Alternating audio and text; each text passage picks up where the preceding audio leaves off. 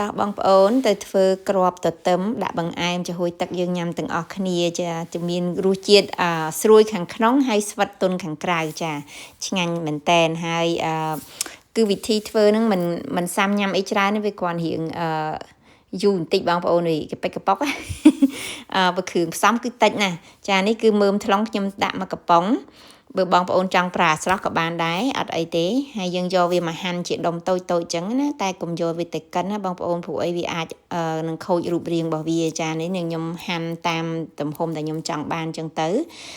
ហើយខ្ញុំយកវាមកត្រាំពណ៌ចាពណ៌នេះគឺខ្ញុំប្រើពីរពណ៌មានបៃតងហើយនឹងពណ៌ក្រហមតែដំបូងហ្នឹងចង់ប្រើផ្កាមេមបាវប៉ុន្តែពណ៌ស្រាលពេកអញ្ចឹងដាក់ទៅអត់សូវស្អាតក៏បន្ថែមអាពណ៌បៃតងបន្តិចទៀតទៅចាហើយគឺសម្រាប់គេធ្វើនំខេកធ្វើអីទេណាអា food color ហ្នឹងបានយើងមកប្រើកើតចា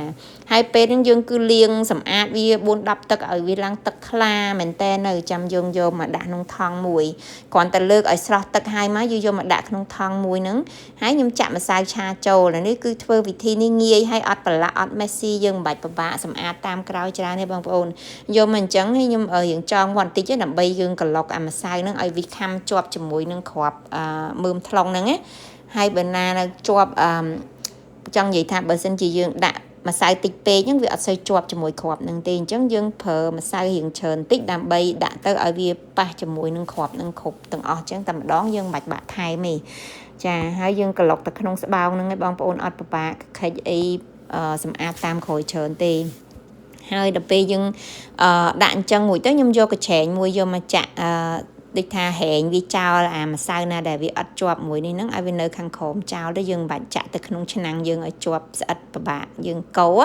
ចាហើយពេលដែលយើងកំពុងតែធ្វើអាម្សៅហ្នឹងគឺទឹកឆ្នាំងយើងដាំហ្នឹងគឺចិត្តពុះហើយបងប្អូនចាយើងលាយវា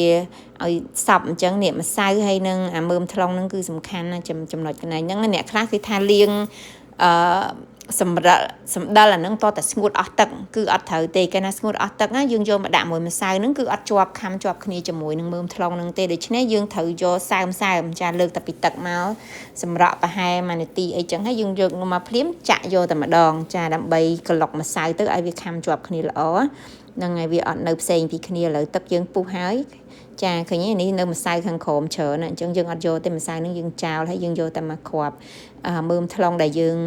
ដាក់ក្លុកម្សៅហ្នឹងហើយយើងដាក់ភ្លាមយើងត្រូវកូរបន្តិចបងប្អូនថាកុំកូរខ្លាំងពេកខ្លាចនឹងម្សៅវាបែកចេញណាអញ្ចឹងយើងគ្រាន់តែកូរឲ្យវាកុំឲ្យស្អិតជាប់គ្នាហើយកាលណាតែពេលដែលគ្រាប់ហ្នឹងវាដៅឡើងមកលើបានន័យថាឆ្អិនហើយចាយើងមិនបាច់ទុកឲ្យវាយូរពេកទេណាគឺឲ្យតែវាដៅប៉ុណ្្នឹងគឺឆ្អិនហើយបងប្អូនចាហើយក្នុងពេលនឹងដែរគឺខ្ញុំបានរៀបចំទឹកមួយចានដែកហ្នឹងគឺសម្រាប់ដាក់ក្នុងទឹកកកហើយត្រជាក់ដល់ពេលអានេះឆ្អិនមកភ្លាមគឺយើងដួសដាក់នៅក្នុងចានដែកយើងភ្លាមចាដើម្បីកុំឲ្យវានៅទឹកក្តៅទៀតវាអាចនឹងធ្វើឲ្យម្សៅយើងរលាយចេញវាវិញបានអញ្ចឹងវាជ្រុះម្សៅជ្រុះអីអញ្ចឹងហើយកាលណាយើងដាក់ទៅក្នុងទឹកត្រជាក់ភ្លាមអញ្ចឹងវាធ្វើឲ្យម្សៅយើងរឹតទៅស្វិតល្អចាហើយដល់ពេលយើងញ៉ាំទៅគឺមានរសជាតិមួយយ៉ាងគឺថាខាងក្រៅស្វិតប៉ុន្តែខាងក្នុងស្រួយអាផ្លែមើមថ្លុងហ្នឹងវាស្រួយឆ្ងាញ់ចាហើយនេះដែរគឺខ្ញុំមានចាហួយចាចាហួយនេះគឺខ្ញុំស្ងោរចាក់អីហើយអញ្ចឹងទៅខ្ញុំយកមកចិតជាចំណិតតូចអានេះគឺខ្ញុំឈូសឲ្យបងប្អូនខ្ញុំប្រើ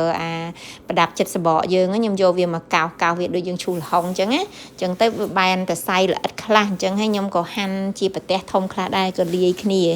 ចាដល់ពេលឥឡូវហ្នឹងយើងដាក់ចាហួយយើងហ្នឹងនៅក្នុងឆ្នាំងមួយហើយអីហើយកោះគ្រឿងកំប៉ុងកោះចាក់ទេបងប្អូននេះខ្ញុំមានលុកឈិតចាខ្ញុំដាក់លុកឈិតមកកំប៉ុងទៅហើយខ្ញុំមានផ្លែមៀនផ្លែត្នោតចា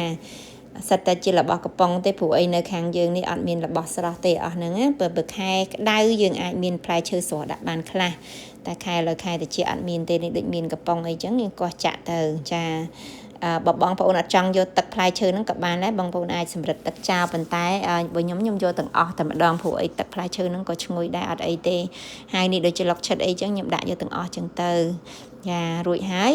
ចាក់អាគ្រាប់យើងហ្នឹងចូលទៅគ្រាប់ទទឹមនេះគឺខ្នោនេះគឺខ្ញុំទិញមកស្រស់ហើយខ្ញុំបេះដាក់ទឹកទូទឹកកកទុកពេលវាមានសបោល្អអញ្ចឹងណា ចាដូចខ្ញុំចេញវីដេអូថ្ងៃមុនហើយរួចហើយយើងចាក់គ្រឿងផ្សំទាំងអស់នឹងចូលទឹកដោះគោជាការស្រេចឲ្យបងប្អូនហើយបើបងប្អូនចង់ដាក់ខ្ទិះដូងខ្ញុំអត់បានថតទេក្នុងនេះព្រោះអីខ្ញុំមានចំហួយខ្ញុំចាក់ខ្ទិះដូងផ្សេងប៉ុន្តែបើចាក់ប្រើខ្ទិះដូងទៀតយើងកោះខ្ទិះដូងដាក់ទៅថែមកន្លះកំប៉ុងឬមួយកំប៉ុងតាមចំណង់ចំណូលចិត្តចឹងទៅហើយខ្ញុំសាកញ៉ាំឲ្យមើលគឺ